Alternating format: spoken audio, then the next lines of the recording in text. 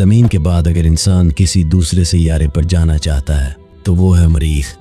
लेकिन अभी तक साइंसदान इस सवाल का जवाब नहीं दे पाए कि आया मरीख पर इंसान ज़िंदगी गुजार सकता है कि नहीं, क्योंकि मरीख पर इंसानी ज़िंदगी की बुनियादी अंसर पानी मौजूद नहीं है।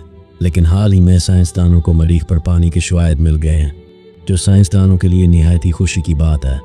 दोस्तों, अगर आपने अभी तक मेरे चैनल को सब्सक्राइब नहीं किया तो अभी से सब्सक्राइब करें, क्योंकि मैं साइंस और फलकियात की दुनिया में हर बदलती सूरत हाल से आप लोगों को आगाह करता रहूँगा।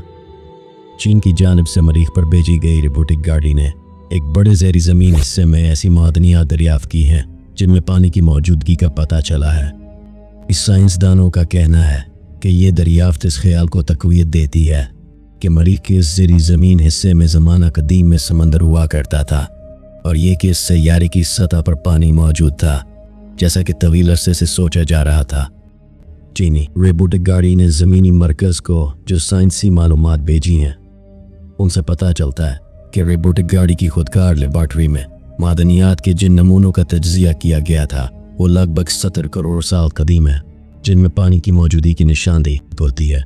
चीन की साइंसदान यूरिंग ने ये तफसीलात एक साइंसी जरीदा साइंस एडवांसेस में शाया होने वाली अपनी तहकीक में बताई है।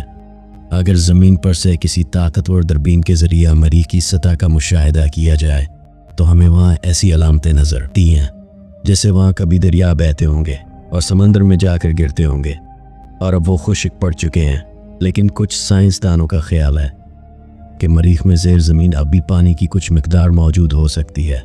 साइंसदानों का कहना कि मरीख पर की जाने वाली साइंसी तहकीकात से ज़ाहिर होता है कि लगभग 3 अरब साल पहले तक इस सैयारे की सतह पर पानी मौजूद था। उसे मरीख की जोग्राफियाई ज़िंदगी के दूसरे दौर से मौसूम किया जाता है। इस दौरान मरीख की सतह पर मौजूद आतिशशां पहाड़ों ने बड़े पैमाने पर लावा अगला और इस सैयारे को तबाहकुन तूफानों का सामना करना पड़ा, जिसने सैयारे की सतह का नक्शा ही बदल डाला, जिसका इख्तिताम लगभग 3 अरब साल पहले हो गया था। मरीख के तीसरे और मौजूदा दौर को साइंसदान इमाजुनीन का नाम देते हैं, जिसमें उसकी सतह पर पानी नापीद हो चुका है।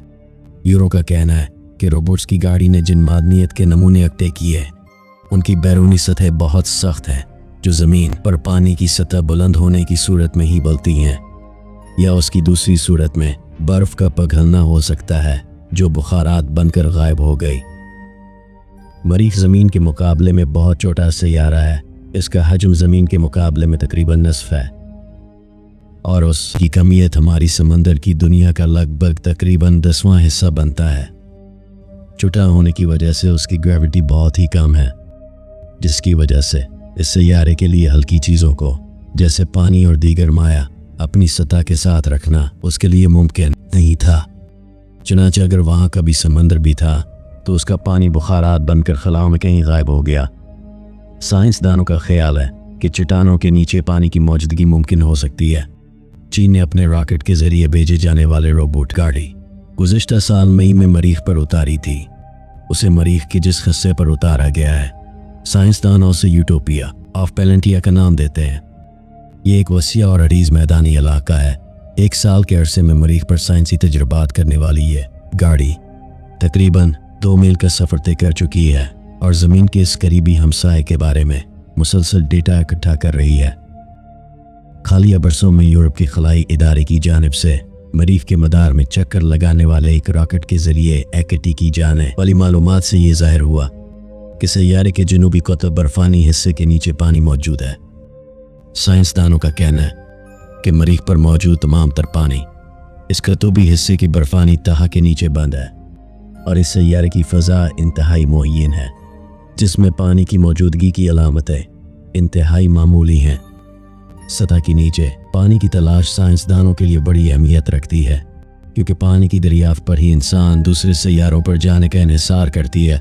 अगर मरीख पर पानी न मिल सका तो वहाँ मुस्तकबिल में इंसानी बस्तियाँ आबाद करने का कोशिश का तसव्वुर ताबीर नहीं हो सकेगा।